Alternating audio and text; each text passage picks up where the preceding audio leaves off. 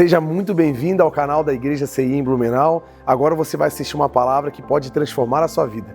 Eu quero convidar você a identificar alguém que você conhece, que precisa ouvir essa mensagem, e você envie essa mensagem para ela para que ela seja abençoada. Gostaria muito que você conhecesse as redes sociais da nossa igreja para conhecer um pouco mais dos projetos sociais que trabalhamos e você possa ficar por dentro de tudo que acontece aqui no CI em Blumenau. Deus abençoe e fique agora com a palavra. Se você tiver alguma forma de anotar tudo que vai ser falado, os versículos, anotar algum conceito que você vai criar a partir da palavra, anote. Não deixe de anotar, é muito importante isso, para que você possa usar também durante a semana como um devocional, para você ver o que Deus está falando através da palavra. É muito importante para que não fique só aqui, só nesses poucos minutos, mas que você venha digerir tudo o que o Senhor vai falar. Tenho certeza que, como falou muito comigo e despertou algo muito, muito importante na minha vida, essa palavra, eu tenho certeza que vai despertar em você também. Amém, gente? Então vamos ler segundo livro de Reis, capítulo 4, versículo 8. O tema da palavra de hoje é: não perca a sua alma. Vamos ler. Certo dia, Eliseu foi a Sunem, aonde uma mulher rica insistiu que ele fosse tomar uma refeição em sua casa. Depois disso, sempre que ele passava por ali, ele parava para uma refeição. Senhor, muito obrigado por essa palavra, obrigado por essa oportunidade de dividir um pouquinho, Senhor, da sua palavra com os seus filhos, que eu seja apenas um mensageiro, porque o que importa aqui é a sua mensagem, que a sua mensagem, Pai, seja entregue fiel, Senhor, a tudo que o Senhor quer falar nesse tempo para essa igreja, Pai. Que o nosso coração, a nossa mente esteja aberta, os nossos ouvidos atentos para ouvir a sua voz e aplicarmos, Senhor, tudo isso em nossa vida, em nome de Jesus. Amém? Gente, eu vou contar aqui rapidinho essa história, para a gente entender. Vou fazer igual uma contação de história mesmo, igual o pai, a mãe que conta para o filho uma história antes de dormir. Vou fazer essa, para a gente não ler assim, é um pouco extenso essa história, mas contando a história fica mais rápido. Essa passagem aqui em 2 Reis conta um momento do profeta Eliseu, que foi o sucessor do profeta Elias. Ele, passando na cidade chamada Sunem, ele conheceu uma família de uma mulher muito rica da cidade, que insistiu muito para que ele parasse. Ele ia almoçar, assim, almoça aqui, vamos comer aqui com a família e tal. E ele foi, toda vez que ele passava nessa cidade de Sunem, ele fez como costume almoçar com essa família. E esse relacionamento foi se estreitando, e essa família teve uma ideia. A mulher falou com o marido: olha, o que você acha de a gente construir um quarto para ele aqui, para que não fique somente no almoço, porque é rápido, ele tem que comer, já vai embora, para que ele possa ficar um dia aqui com a gente, dormir na nossa casa com conforto. Então eles construíram um quarto no andar de cima. Aí a Bíblia fala até detalhes: vamos colocar uma mesa, uma cadeira, uma lamparina, uma cama. Então tinha conforto. Se fosse uma casa de hoje, teria um ar-condicionado, uma televisãozinha smart, né? Tinha várias coisas ali, um frigobar, porque eles queriam dar todo um conforto para que ele pudesse ficar mais tempo com a família, para eles aproveitarem o tempo de qualidade com o profeta Eliseu. E eles construíram, e quando estava construído, eles dormiram lá, e Eliseu costumava andar com seu ajudante chamado Geazi. E numa dessas paradas que Eliseu estava lá na casa dessa mulher sunamita, ele ficou muito agradecido e honrado pelo quarto que eles construíram para eles.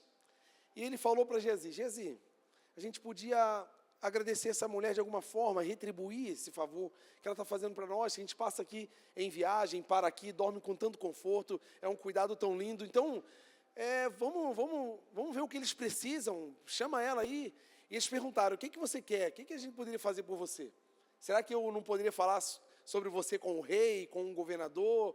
Aí ela, muito sensata, é aquela pessoa que não faz nada para retribuição, sabe? Aquela pessoa que agrada não porque quer alguma resposta, mas ela agrada porque ela é generosa, ela agrada porque ela é cultura dela fazer o bem para as pessoas. E ela falou assim: não, está tudo bem aqui em casa, não precisa fazer nada por nós, está tudo bem, eu só estou fazendo isso porque é da minha cultura fazer o bem. Então ficou por isso mesmo. Eliseu ficou ainda: poxa vida, não pode, cara, a gente tem que fazer alguma coisa por ela. E ele perguntou para Geazi: e aí, o que você acha? O que a gente poderia fazer por ela? Geazi, muito observador, olhou para para casa ali e falou assim, olha, eu percebi que eles não têm filhos. O que você acha, né? Será que a gente poderia orar para ela ter filhos? Ele, muito bem, elementar, caro Watson. Vamos, chama ela aqui, nós vamos conversar com ela. Ela chegou na porta e ele já profetizou na vida dela, olha, ano que vem, mais ou menos nessa época, você vai aparecer aqui nessa porta com um filho nos braços. E ela assim, não, meu senhor, não me iluda, não fala uma coisa assim tão incrível para mim, porque o meu marido é um ancião já. A gente não tem condições de ter filhos. Ele assim, só pega a palavra que vai dar tudo certo. E passou-se o tempo, 1 ano depois, ela estava com o bebê no colo. E a palavra diz que essa criança cresceu. E ele estava indo em direção ao seu pai, no campo, trabalhando na lavoura. E ele sentiu uma forte dor de cabeça e ele gritava, ai minha cabeça, ai minha cabeça. E eles levaram o menino às pressas para casa.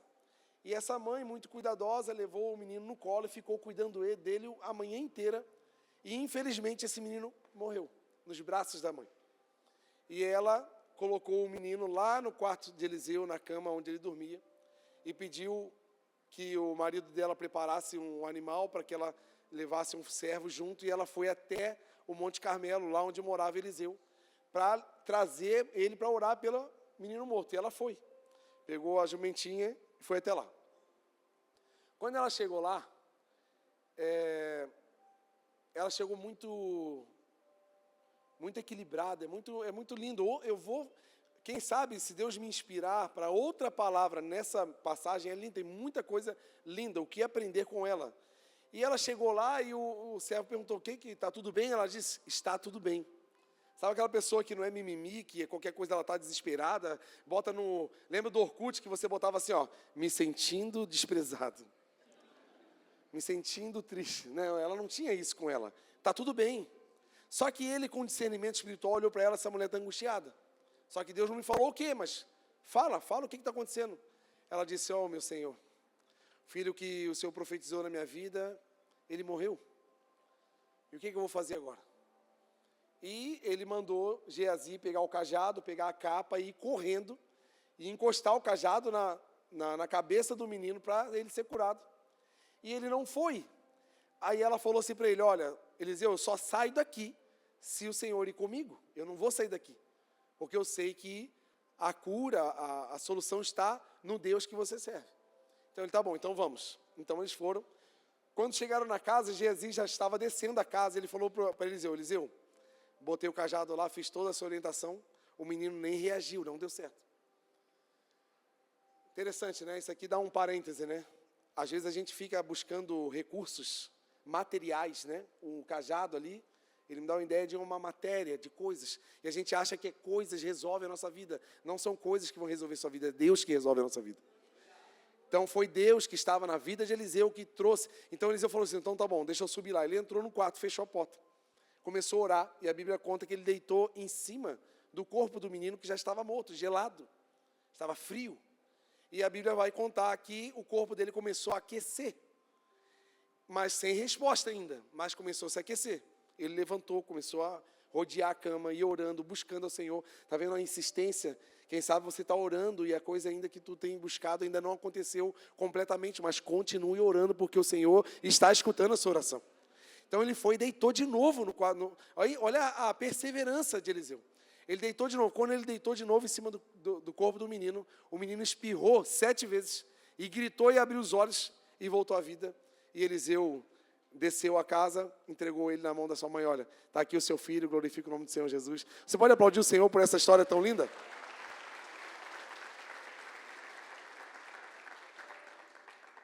PH me ajudou aí no teclado, né, cara? E tu quer ficar aí hoje? Vamos, fica aí, me ajuda aí hoje. Tá tão legal, tá legal o teclado, gente? Então vamos, né, gente? Então vamos lá. É que o meu TDAH é nível altíssimo. Se ele tocar qualquer melodia lá, eu vou prestar atenção lá. Aí eu vou estar falando aqui, ele está tocando alguma coisa, eu fico assim, né? Mas como ele não está tocando nenhuma melodia, daí eu não vou ficar me atrapalhando aqui. O que eu aprendo, gente, com essa história? Primeira coisa, eu vou falar rapidinho de Sunamita, mas Deus nos trouxe algo que é em outro sentido, que normalmente eu, como um ser humano normal, poderia pregar. Porque eu poderia trazer aqui uma abordagem sobre fazer, algo para o Senhor e sabendo que o Senhor retribui. Poderia trazer algum viés de bênção, de retribuição, mas não é isso que o Senhor quer falar e você vai entender até o final da mensagem. Mas eu aprendo 2 lições lindas com o sunamita. Primeira lição, com essa sunamita, né, não sabemos o nome dela, o nome sunamita vem de uma pessoa que nasceu em Sunem, né, então era uma mulher sunamita. Ela reconhecia a presença de Deus na vida de Eliseu e fazia questão de tê-lo em casa. Aí eu faço uma pergunta para você. Quem são as pessoas que estão tendo acesso à sua casa?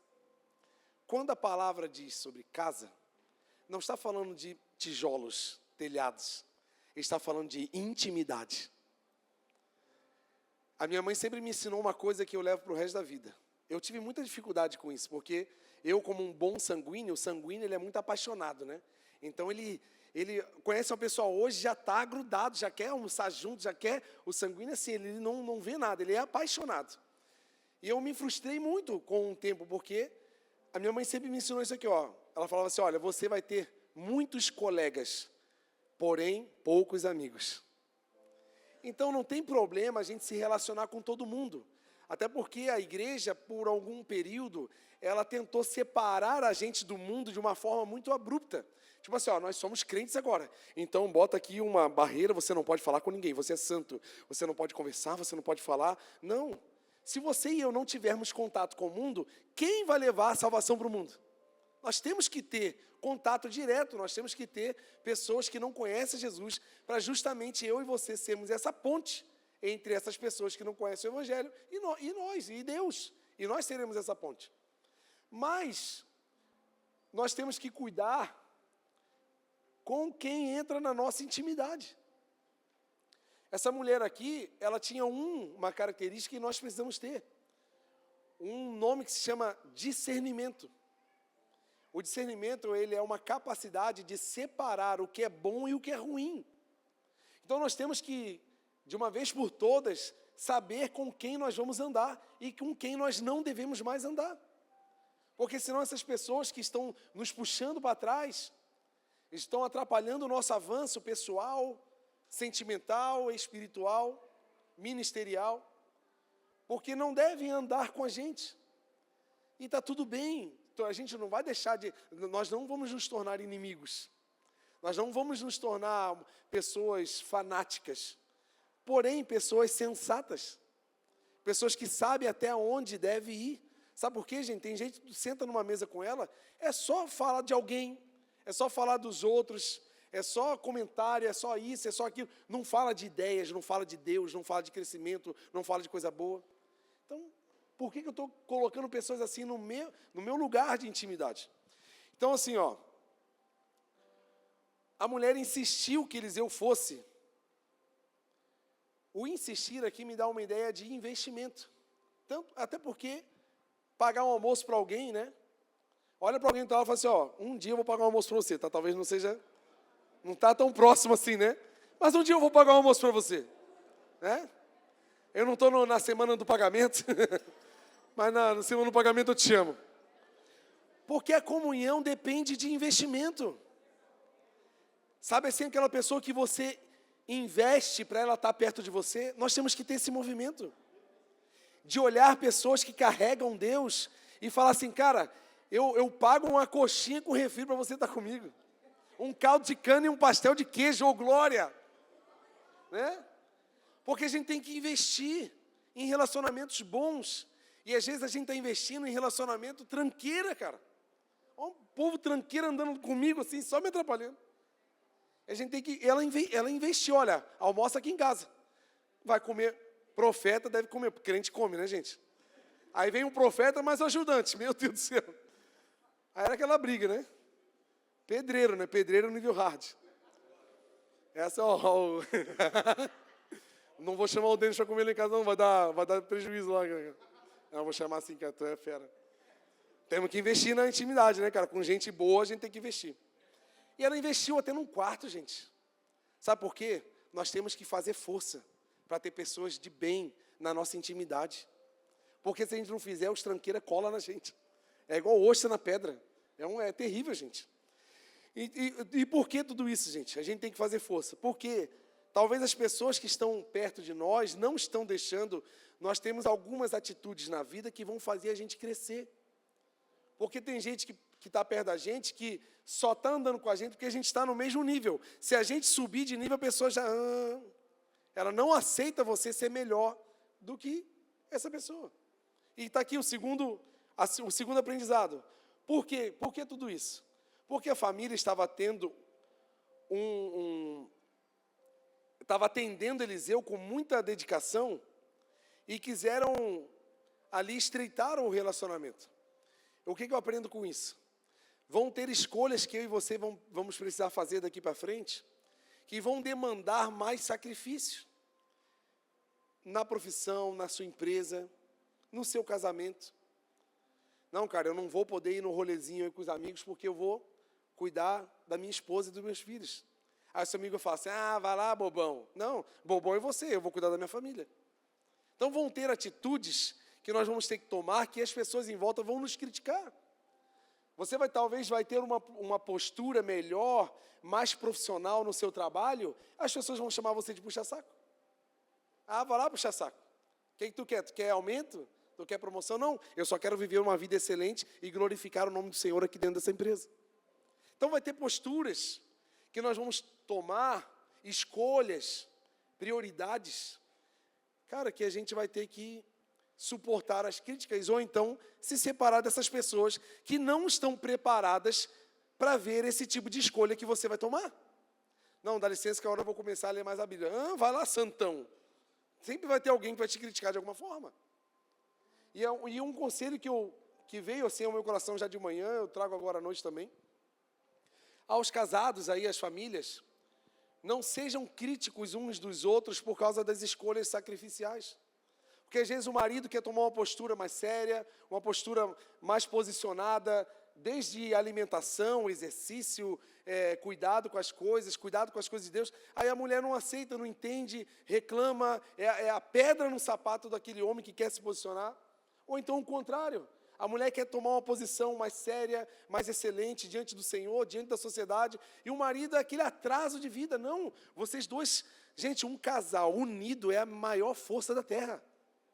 Se vocês se unirem em oração, em busca, mas eu oro, meu marido não ora, por isso que eu não oro. Não, então ora sozinho e clama pela vida dele. Vocês dois, gente, um casal unido é a maior força da terra.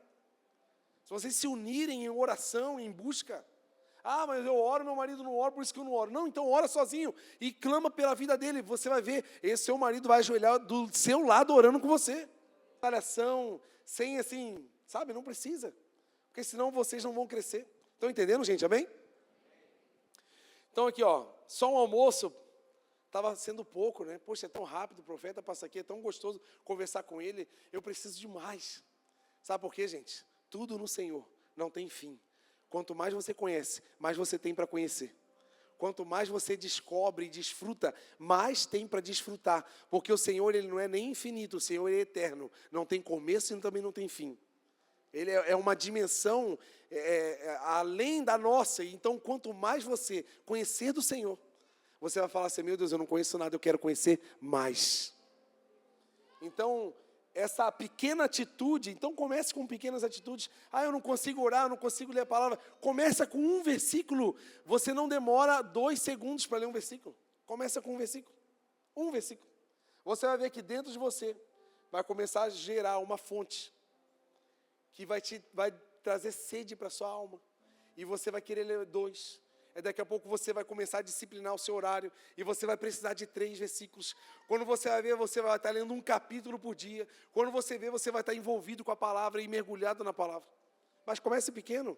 Não faça aqueles propósitos de doido, que vou ler a Bíblia. Eu nunca leu a Bíblia na vida, vou ler a Bíblia em 2 meses. Não, então não vai conseguir entender nada. Vai devagarzinho. Deus entende a nossa dificuldade também. Deus entende a nossa agenda corrida. Deus não é mal educado. Mas a gente precisa buscar. Estão entendendo aí, amém? Então eles decidiram, né, fazer um quarto, é lógico, né? Quem não quer ter gente boa por perto? Então eles investiram ainda mais. E essa atitude também fez com que a família pudesse passar mais tempo desfrutando das coisas de Deus. E essa atitude demandou 3 coisas, né? Toda comunhão, todo o posicionamento que nós temos diante do Senhor vai demandar de nós alguns comportamentos. Como eu disse mais no início, a nossa decisão, as nossas prioridades. Então, 3 coisas eu preciso, né, mudar na minha vida para ter um acesso maior com o Senhor.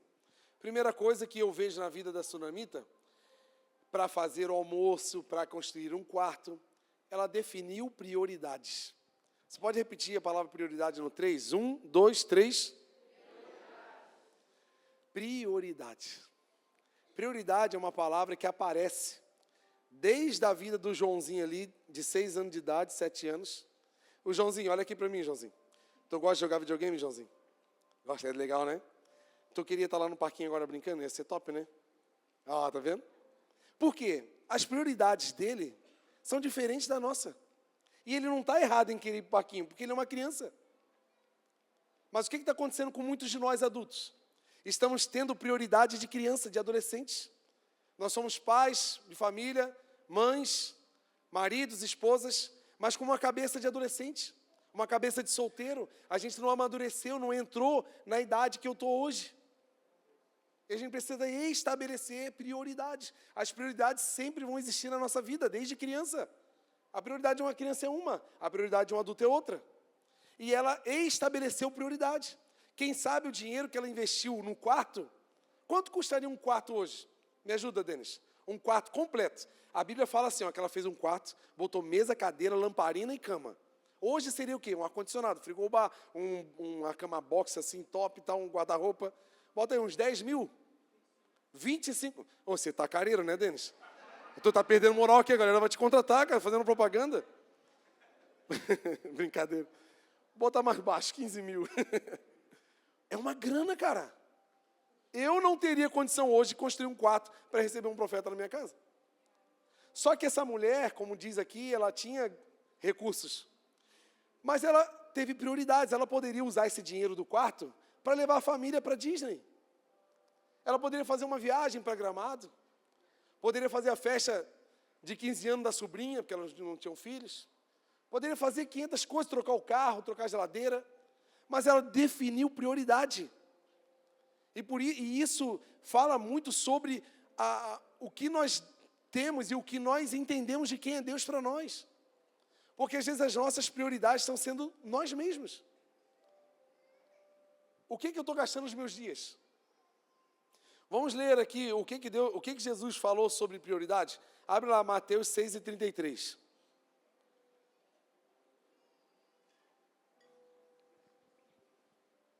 Busquem, pois, em primeiro lugar o reino de quem? Todo reino tem um rei. Todo rei governa. Sabe qual é o nosso problema? A gente quer estar no reino de Deus. Mas quem quer governar sou eu. Não, Deus, eu quero estar no reino. Claro, né? O reino é seguro. O reino tem alimento. O reino tem muros, proteção. Como é que é a nossa oração? Senhor, Deus, Criador dos céus e do universo. Vou fazer uma viagem nessa manhã. Que o Senhor me leve. Que o Senhor evite todo acidente mecânico. Fala um monte de palavras que eu nem sei falar. A nossa preocupação é que o rei nos proteja.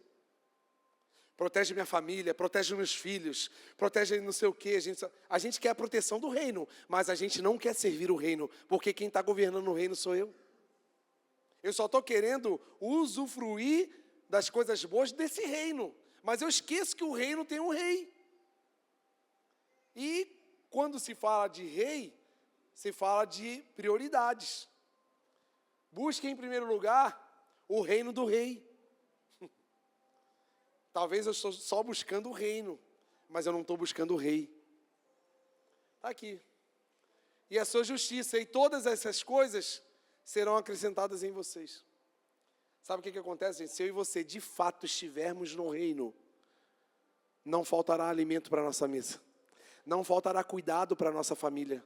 Não faltará cura para nossas doenças. Não faltarão respostas para nossas dúvidas. Sabe por quê? O rei é o rei, que o reino de Deus é formado de paz, justiça e alegria. Aí eu e você vamos poder dizer, como o Salmo 23, quando o Senhor é o meu pastor, eu não sinto falta de mais nada. Porque o rei supre as minhas necessidades. Eu não preciso correr, porque ele supre, mas ele tem que reinar. Às vezes só estou querendo estar no reino. Quando as minhas prioridades não são estabelecidas, como servo desse rei, eu não estou, desculpa, eu e você podemos até estar perto, numa árvore, olhando de longe o reino, mas eu e você não estamos no reino, se esse rei não governa a sua vida. Estão entendendo, gente? Amém? Aí eu pergunto, né, quais são as nossas prioridades ultimamente, nos últimos 6 meses? Quais foram as coisas que eu e você gastamos a nossa vida, energia, recursos, tempo? Com qual tipo de pessoa nós estamos gastando o nosso tempo tão precioso? Que é tão precioso. A moeda mais cara do universo é o nosso tempo, gente. Nós recebemos meia-noite, 24 horas para viver. Quando virou meia-noite, não acumula. Se você não usou da melhor forma, não vai acumular. Vai virar de novo, você vai ter só apenas 24 horas para viver de novo. E você vai ter a chance de ter as melhores escolhas do dia. E se você não tiver, vai virar de novo o dia. E você não vai conseguir acumular o que você gastou errado. Mas como ter as melhores escolhas? Amadurecendo. Abre lá 1 Coríntios 13 e 11. Quando eu era menino, falava como menino. Pensava como menino. Raciocinava como Joãozinho. Eu estou aqui sentado de boa do lado do meu pai, tá top, né? Mas no parquinho ia ser bem mais legal. Porque o menino pensa assim. Mas até quando eu e você vamos pensar e raciocinar como meninos? É difícil, gente. Porque a gente já está aí, ó, casado, adulto. Aí tem homem que, né, tá lá, compra uma roda 18 pro carro, pneuzão, perfil baixo, gasta dinheiro com um monte de coisa no carro e a mulher toda esculhambada em casa. Precisando de um retoque na lataria e você só cuida do teu carro. Né? Ou então o contrário, a mulher está toda no estilo. Como diz outro, toda botocada. E o homem todo esculhambado, esculachado do lado dela. Tudo que tem, gasta na mulher, está tudo ali. É um exagero. Gente, isso não é maturidade, nós temos que investir nos dois. Talvez nosso casamento está sem graça, porque são dois egoístas dentro da mesma casa, servindo só a si mesmo, e não cuidando um do outro. Agora eu me tornei homem, e deixei para trás as coisas de menino. Eu preciso amadurecer. Eu preciso gastar o meu dinheiro, os meus recursos, aonde precisa ser investido, que é onde? Nas pessoas. Nos meus filhos, na minha esposa, no seu esposo. E às vezes a gente está só pensando em nós. Gente, aí nós vamos ficar numa vida que nunca vai ter solução em nada, porque a gente só está andando igual um hamster, correndo numa rodinha, correndo, se esforçando e não saindo do lugar. Vocês estão entendendo, gente? Amém? Faz sentido essa palavra aí, amém? Outra coisa que isso demanda, né? Demanda prioridade, demanda investimento, né? Ela investiu, né, gente? Fez um quarto, contratou um bom pedreiro, contratou um projetista de móveis, um marceneiro. Vamos ler o que Jesus falou sobre investimentos? Lucas 16, 9.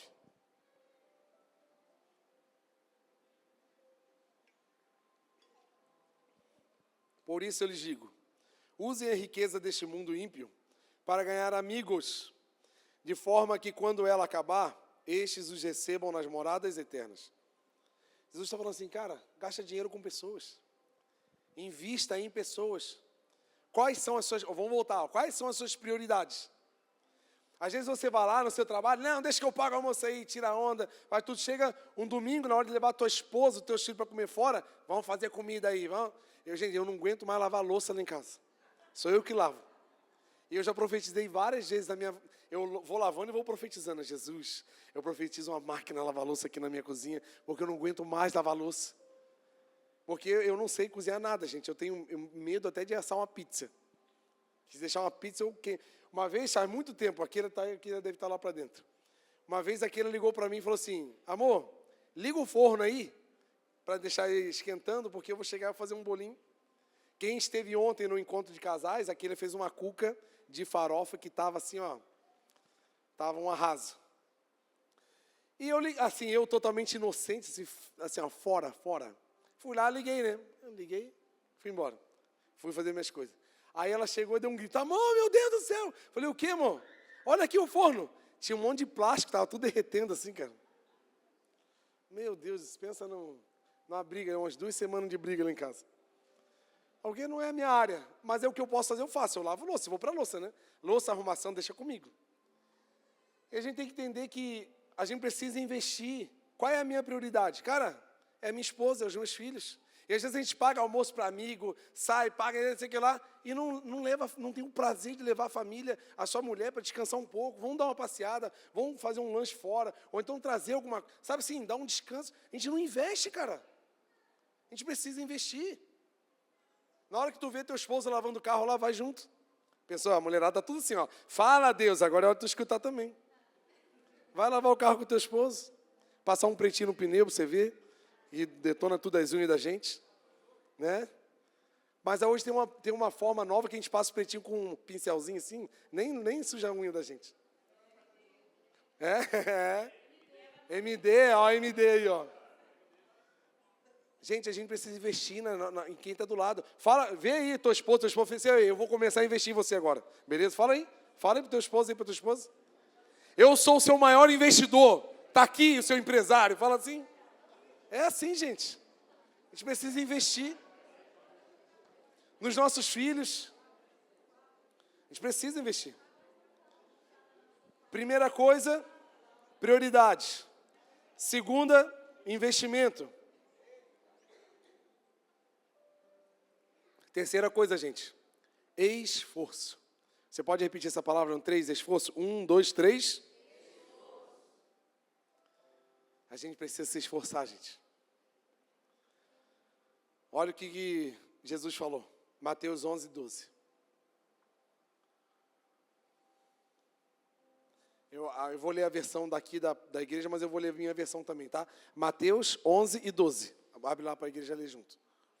Desde os dias de João Batista até agora, o reino dos céus foi submetido à violência, e pessoas violentas o invadem. Deixa eu ler outra versão para você entender.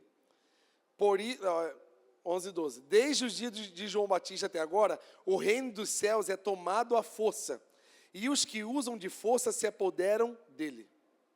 Aqui dava para ficar uns 2 meses pregando só nisso aqui. A gente tem que entender que o mundo jaz do... Então existe um império do inferno que domina e que reina sobre o mundo. Só que agora nós somos convencionados pelo Senhor, como embaixadores de Cristo, para implantar o reino dos céus na terra. Qual que é uma das principais funções de uma igreja na sociedade? Trazer a realidade dos céus para a terra. A justiça, o amor, a alegria, um monte de coisa que acontece lá, a igreja está incumbida de implantar na terra. E qual é a nossa função? Se esforçar para isso. Porque para você tomar o reino de alguém que está reinando, você precisa de esforço, cara. Qual é o nosso problema? A gente vira crente, fica comportado, senta na cadeira e assiste. Eu não estou me esforçando para que esse reino seja implantado. Eu só estou assistindo o reino acontecer. Só que esse reino no qual eu e você fazemos parte é um reino que precisa ser implantado urgentemente. A missão que a gente fala da igreja é muito lindo, é muito romântico a gente falar de outros países, de lugares longínquos, mas a missão é amanhã de manhã, hoje à noite no seu condomínio, amanhã de manhã no seu trabalho, amanhã de manhã no trânsito que você está indo para o trabalho. A minha missão já vai começar amanhã, de implantar o reino de Deus na terra. Com o quê? Primeira coisa, com o meu comportamento, com a minha família, com o tratamento que eu tenho com os meus filhos e com a minha esposa.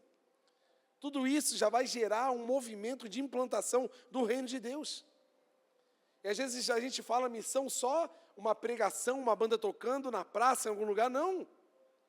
É uma implantação de uma cultura. E é aos poucos que a gente vai infiltrando a cultura dos céus, com educação, com paciência, mas também com muito esforço. esforço físico, mental, sentimental, financeiro, de tudo quanto é lugar. Então, aqui, ó, Deus criou eu e você como parte do propósito de salvação da humanidade. Eu e você somos um elemento do plano do Senhor para salvar a cidade de Blumenau. Sabia disso ou não?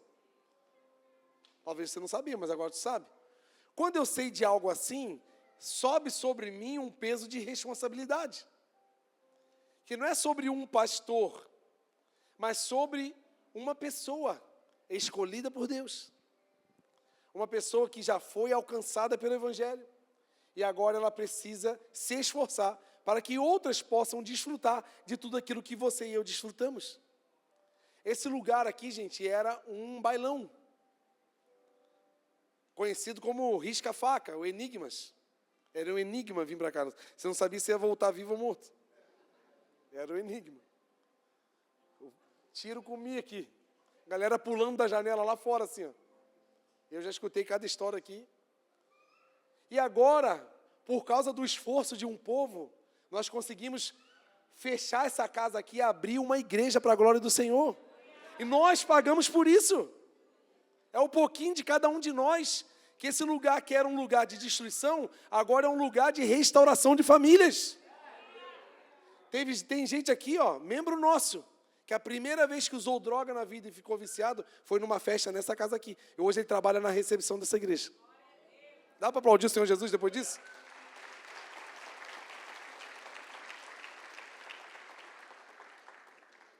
Então já estamos vendo nitidamente o esforço que estamos tendo para que o Evangelho, que o reino de Deus seja implantado. Está vendo que uma implantação ela custa? E é esforço, gente. Nós precisamos nos esforçar cada vez mais. Tá eu e meus companheiros ali, ó, trabalhando de manhã e de tarde ali na cerquinha do parque, fazendo, no sol quente, a gente monta a tenda, aí a gente passa da tenda, tem que ir lá pegar a tenda, puxar ela para cá por causa do sol, aí nós queimamos a testa, queimamos a careca da cabeça aqui, queima tudo. Vamos trabalhar, se esforçando. A gente poderia ser assim, não, vamos fazer uma campanha aí de dinheiro, aí, fazer um mecanismo aí para fazer um dinheiro, levantar, vamos pagar porque a gente não quer fazer. Não, nossa igreja não tem essa cultura. Se não tem para pagar, então nós mesmos vamos fazer. E graças a Deus nós temos homens de valor aqui dentro que garra forte no trabalho e vai para cima. Se esforçando. Sabe por quê? Quem vai frequentar aquele lugar lá são os pequeninos que delas são o reino de Deus. Então quando eu vejo aquele parque, eu não vejo só um parque. Eu vejo um cuidado com os pequeninos do Senhor. Que o Senhor ama eles. Que é deles o reino. Então nós vamos investir num lugar favorável para que tenha ainda mais. Isso é esforço. Glória a Deus pela vida de vocês, gente. Eu estou muito feliz por isso. E Jesus, quando está falando essa frase aqui do reino de Deus, ele está falando sobre João Batista. Porque João Batista estava preso já.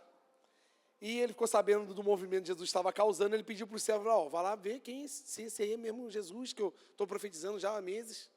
E eles foram lá, falaram, sou eu mesmo. Ó, cego está enxergando, coxo está andando, morto está ressuscitando, o bicho está pegando aqui em Jerusalém, Judéia, tudo quanto é canto. Aí ele foi falar sobre João Batista. Ele falou, ó, não tem homem maior do que ele, nascido de mulher. Aí ele começou a falar do esforço. O reino de Deus, que ele começou a implantar antes de mim, é tomado com esforço. Não é à toa que ele está preso. Então, muitos de nós não queremos ter prejuízos por causa dessa implantação. A gente quer participar da implantação, desfrutar da implantação, mas não quer investir na implantação. É esforço, gente. Esse homem que o ministério dele não durou 1 ano e meio, mais ou menos, além de ser preso, foi morto, decapitado, colocado a cabeça numa bandeja. Olha o prejuízo que ele teve. Mas ele estava implantando o reino dos céus na terra. E ele continuou falando. Aí eu pergunto a todos nós, né? Aonde nós estamos empregando o nosso esforço? Aí tem uma fala aqui, Marcos 8, 36, abre lá.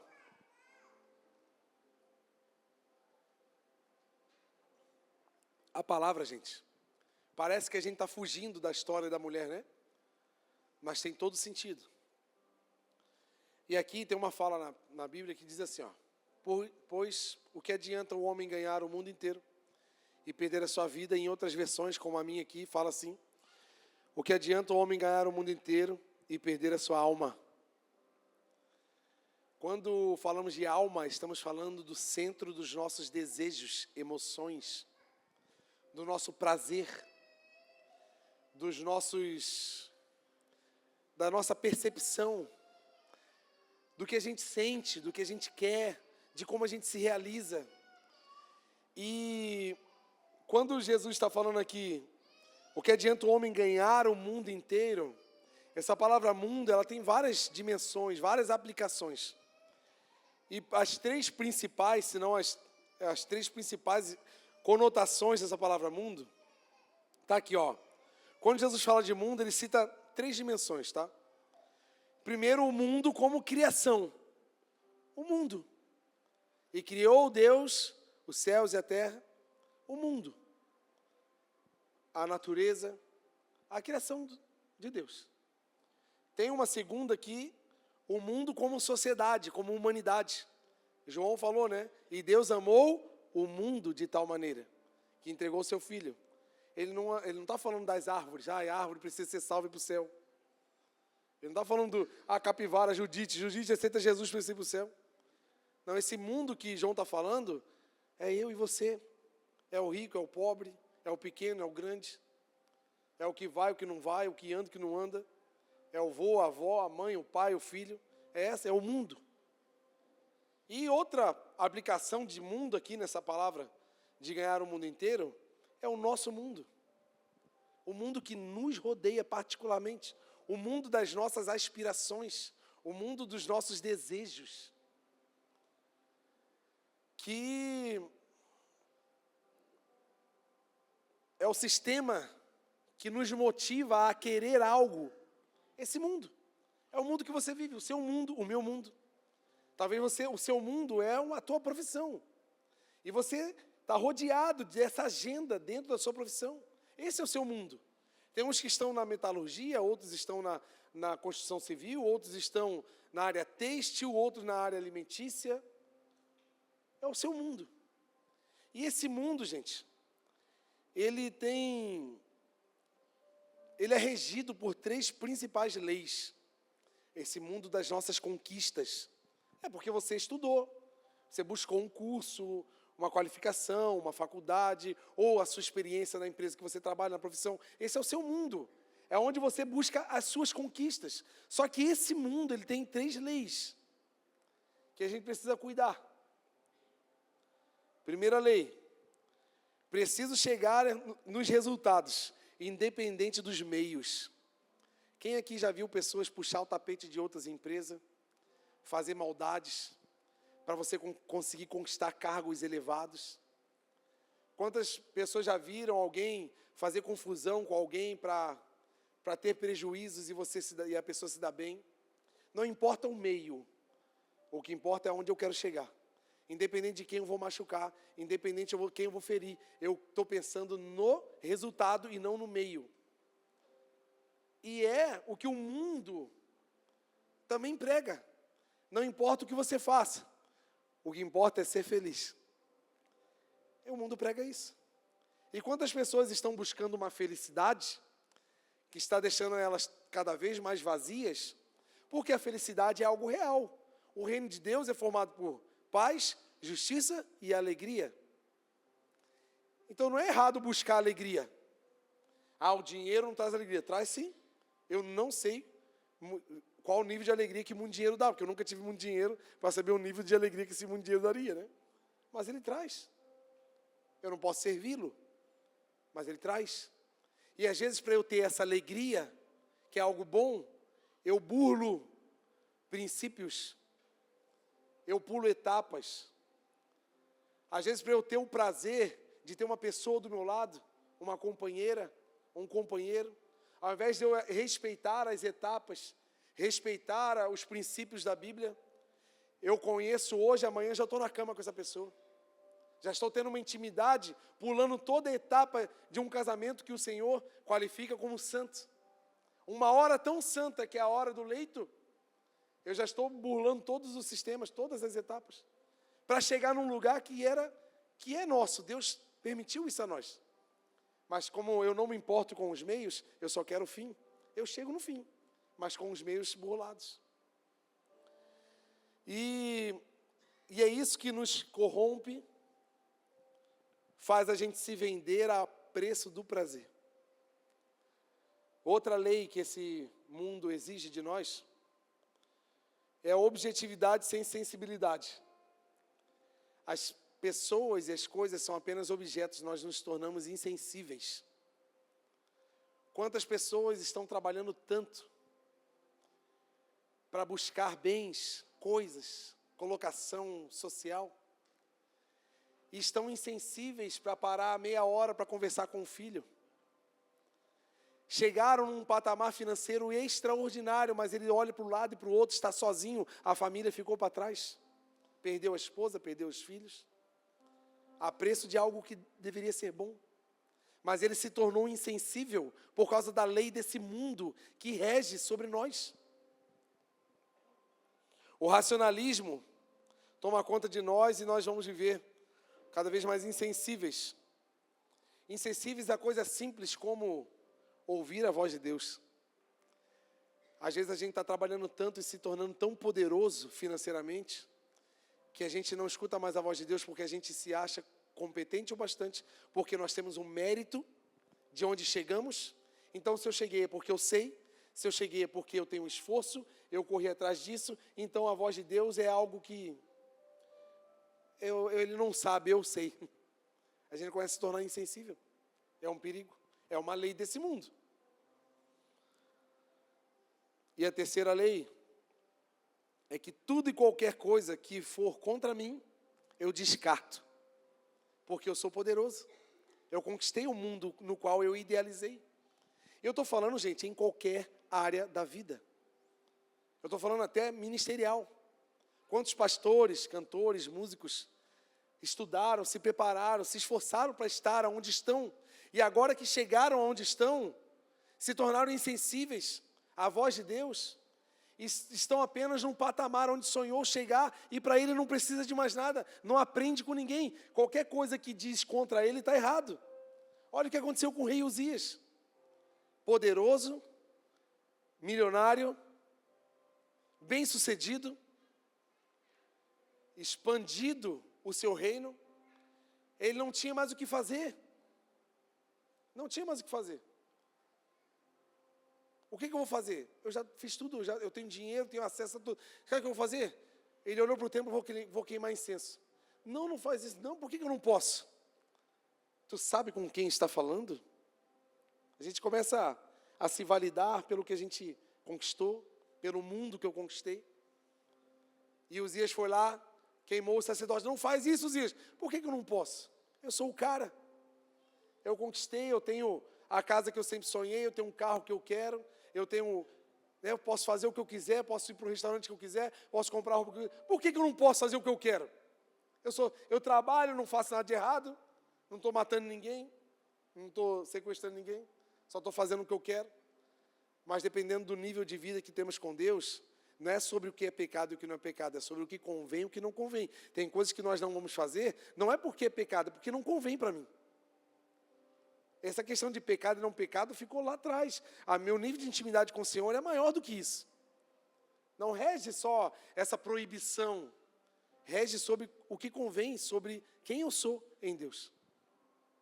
E quando eu conquisto esse mundo, o meu mundo, a minha profissão, a empresa onde eu cheguei como gerente, diretor, eu começo a achar que, porque esse mundo rege assim, ele me torna insensível, porque sacrifício é coisa do passado.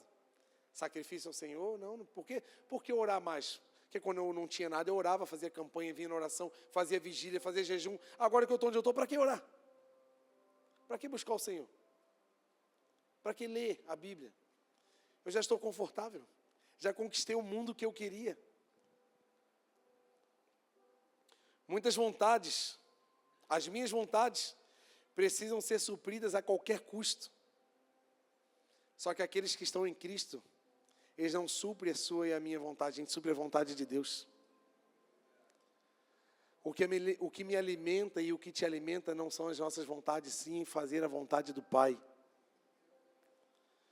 E a gente corre o risco, de lutar tanto para conquistar o que a gente sonha e perder a própria alma. Interessante que eu sempre li esse versículo e sempre posicionei ele para um pastor. O que adianta o pastor pregar para milhões de pessoas, levar um monte de gente para a igreja e perder a sua família? Não, não é só isso. Não é sobre pastor, igreja, não é sobre pregador e plateia, é sobre a minha vida, o mundo que eu estou conquistando e a minha alma. Por que a minha alma? Porque eu não lembro que eu falei que a alma ela é o lugar em nós onde nós temos os sentimentos, as sensações, os desejos.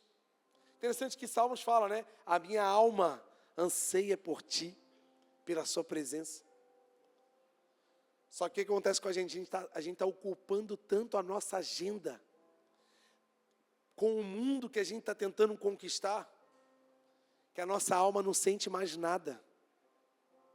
Você entra num carro que você conquistou com tanto esforço, e para você parece que não vê prazer naquilo. Você entra na casa que você conquistou com tantos anos, guardando dinheiro e pagando, construindo, fazendo cômodo por cômodo, e ali agora parece que não tem mais sentido, tu não valoriza. Acabou o sentimento de gratidão, acabou o sentimento de, uau, eu sou um sortudo. Deus me abençoou. Deus me abençoou com uma casa. Por que às vezes o nosso casamento está meio frio? É porque a alma está morta.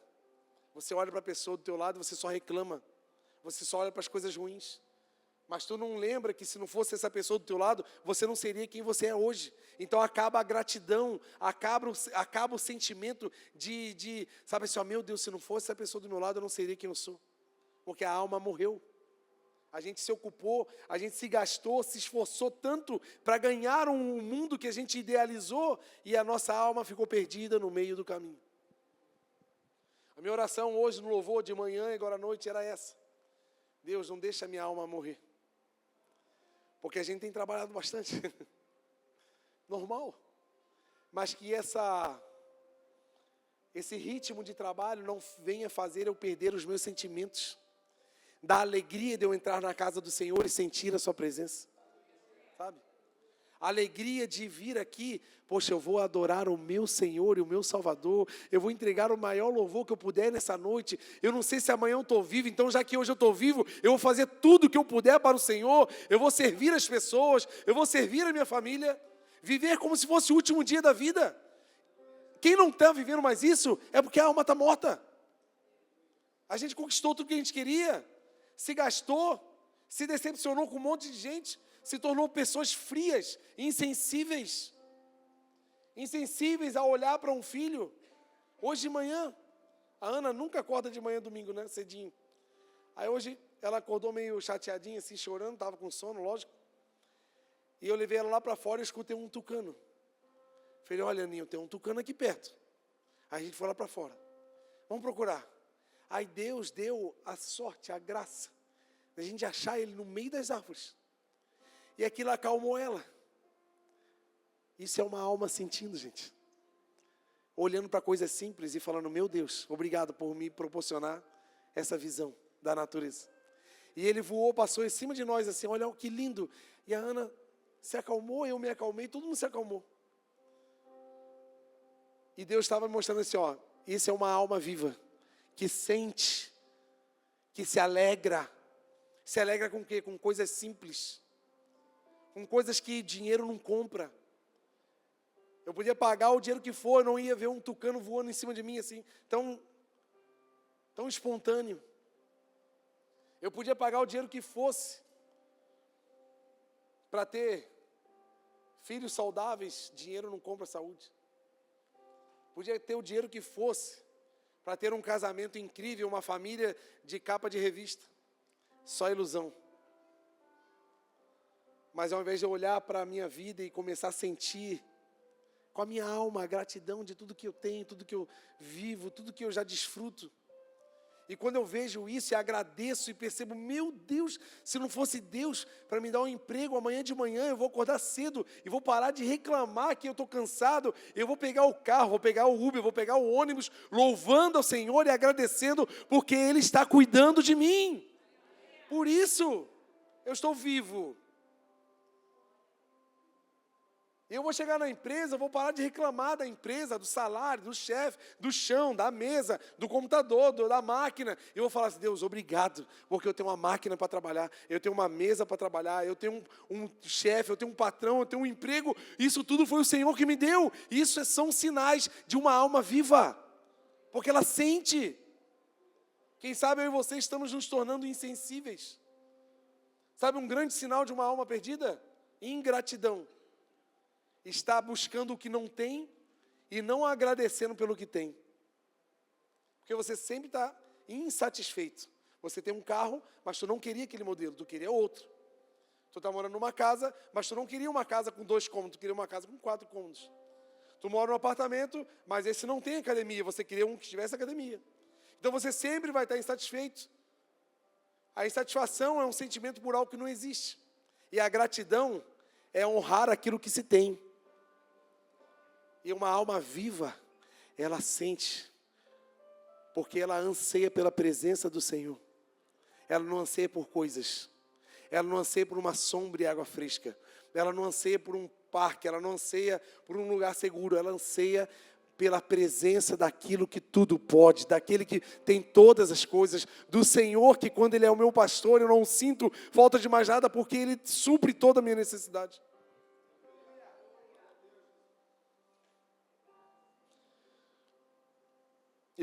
E o mundo que Jesus está falando pode ser a luta, né? De qualquer um de nós, ocupados com os benefícios, preocupados com o suprimento. A gente acabou de falar que aqueles que buscam em primeiro lugar o reino de Deus e a sua justiça, eles não se preocupam, porque Ele suprirá de todas as coisas do que a gente precisa. Se nem os pássaros se preocupam, se nem o lírio do campo, nem Salomão se vestiu tão lindo como os lírios do campo, por que que eu e você vamos se preocupar se nós estamos vivendo debaixo do Rei dos Reis? Mas é porque a alma está ficando perdida no caminho. Sabe por que talvez a tua vida está sem graça? Porque você está se tornando insensível. Insensível de coisas tão preciosas que o Senhor tem te dado.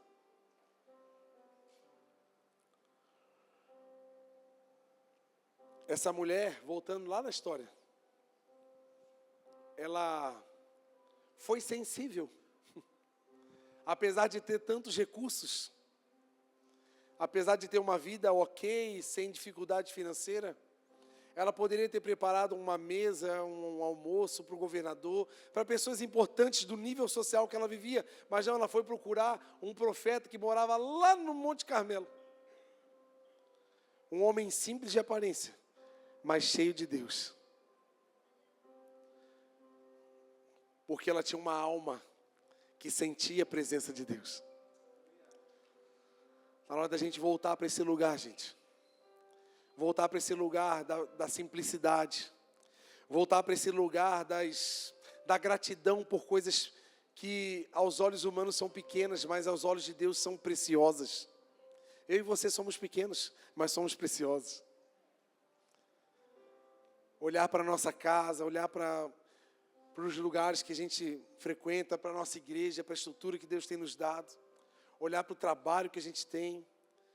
Começar a sentir mais, assim, sabe, a alegria na alma. Sabe o que é na sua alma que tu sente alegria? E se você não está sentindo alegria no que você tem, é porque sua alma está problemática. Quem sabe você perdeu ela lá atrás. Mas hoje, em nome do Senhor Jesus, nós vamos ser avivados por isso. A minha oração é essa, gente.